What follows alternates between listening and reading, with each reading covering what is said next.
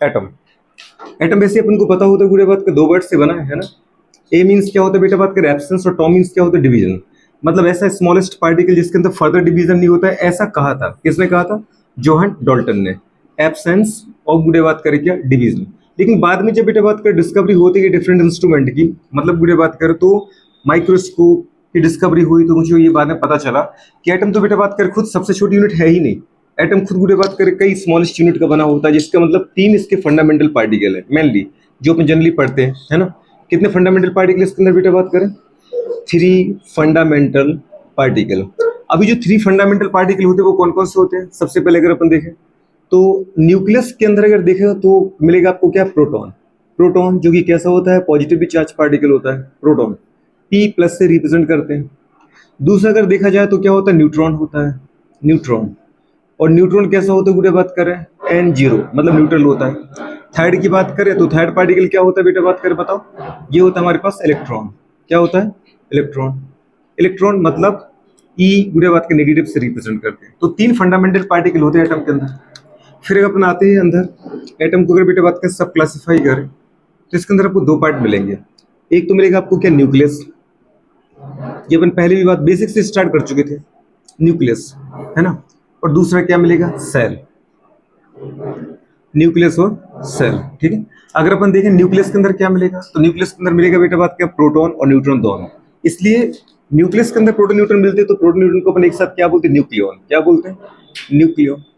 Nucleon. और साथ में बुरे बात करें प्रोटॉन प्लस न्यूट्रॉन का जो नंबर है वो कहलाता है एटॉमिक मास। क्या कहलाता है? इसको अपन ए को किससे रिप्रेजेंट, या ए को काय के लिए रिप्रेजेंट करते हैं? एटॉमिक मास के लिए। तो किसी भी एटम में जो उसका एटॉमिक मास होता है, परमाणु भार होता है, वो पूरे प्रोटॉन प्लस न्यूट्रॉन के नंबर से निकल आता है, ठीक है। अच्छा, लेकिन अगर बोला जाए किसी भी एटम की जो केमिकल रिएक्शन होती है, बात कर उनको कौन डिफाइन करता है? इलेक्ट्रॉन। इलेक्ट्रॉन किसके लिए रिस्पॉन्सिबल होता है? रिस्पॉन्सिबल फॉर बेटा बात करें क्या? केमिकल रिएक्शन, है ना।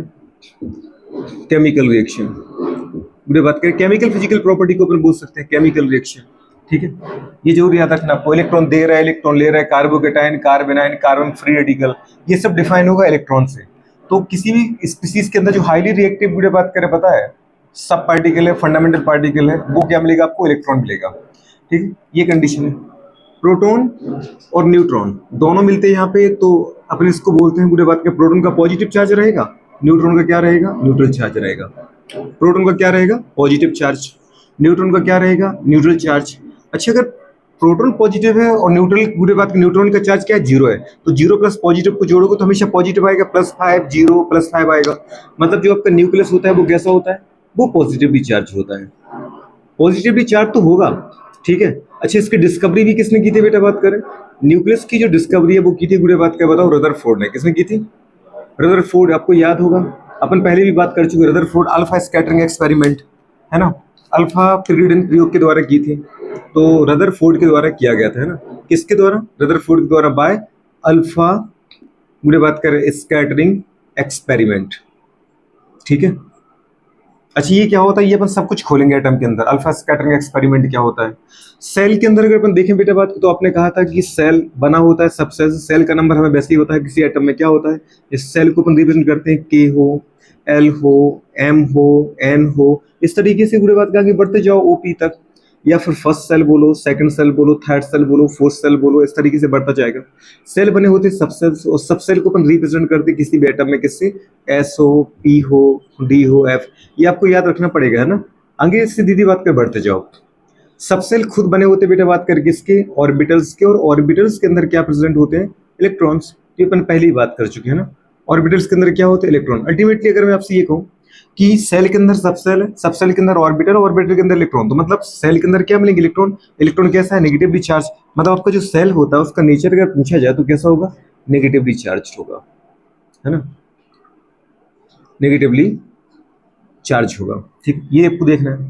फिर आपको पता है बात करें, कुछ बात जरूर करना है अपन को। जैसे प्रोटॉन का मास क्या होता है, तो मास की बात करें ओवरऑल, प्रोटॉन का मास क्या होता है? 1.672 इंटू 10 की पावर कितना बोलेंगे बेटा बात करें? -27 किलोग्राम, ठीक है।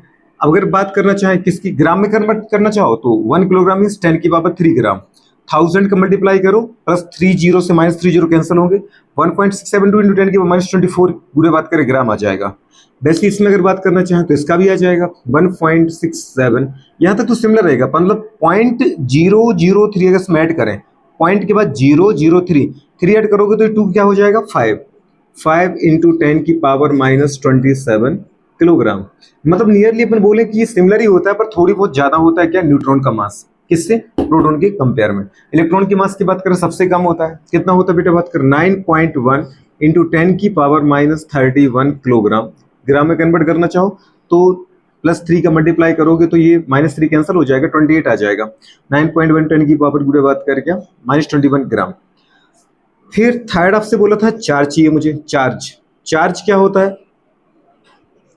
प्रोटॉन का चार्ज है तो पॉजिटिव रहेगा, प्लस का 1.67 बुरे बात कर, ऐसे होगा क्या, नहीं, केवल 1.6 इंटू 10 की पावर माइनस 19 कूलम। कूलम जरूर याद रखो, चार्ज की ऐसा यूनिट है, ठीक है। और अपन इलेक्ट्रोस्टैटिक्स पढ़ चुके तो वहाँ चार्ज की सारी यूनिट बात की थी अपन ने, ऐसा ही हो बुरे बात करें। सीजीएस में हमारे पास क्या हो बेटा, बात करें सीजीएस में जैसे अपने पढ़ा था, हमारे एसआई में अपने देखा था कूलम, सीजीएस में देखा था स्टेट कूलम हो, एब्सोल्यूट कूलम हो, बुरे बात करें सारे के सारे, ठीक है। फिर अगर न्यूट्रॉन की चार्ज की बात करें तो 0 आएगा, ठीक है। अच्छा, चार्ज की सबसे बड़ी लार्जेस्ट एक्सपेरिमेंटल यूनिट अपन ने बोली थी फैराडे, है ना, 1 फैराडे इक्वल्स टू, बिल्कुल, तो ये कंडीशन आ जाएगी। दूसरी बात अगर बोले सेल के इलेक्ट्रॉन जो है, इलेक्ट्रॉन का चार्ज क्या होता है, इतना ही जितना प्रोटॉन का होता है, पर माइनस में होता है, माइनस का 1.6 इंटू 10 की पावर माइनस 19 कूलम, ठीक है, ये रहेगा। ये तीन चीजें आ जाती हैं। पर थर्ड क्वेश्चन पूरे बात करें वो आपसे इफेक्टिव बेटा बात करें चार्ज मास रेशो पूछता है, चार्ज मास रेशो की बात, तो सीधी सी बात है, चार्ज में मास का डिवाइड करें, पूरे बात करें क्या आ जाएगा, इसका बेटा बात करें हमारे पास चार्ज मास रेशो आ जाएगा, वो आपको जरूर पूरे बात कर याद रखना है ना। वैसे तो हमको याद ही होगा।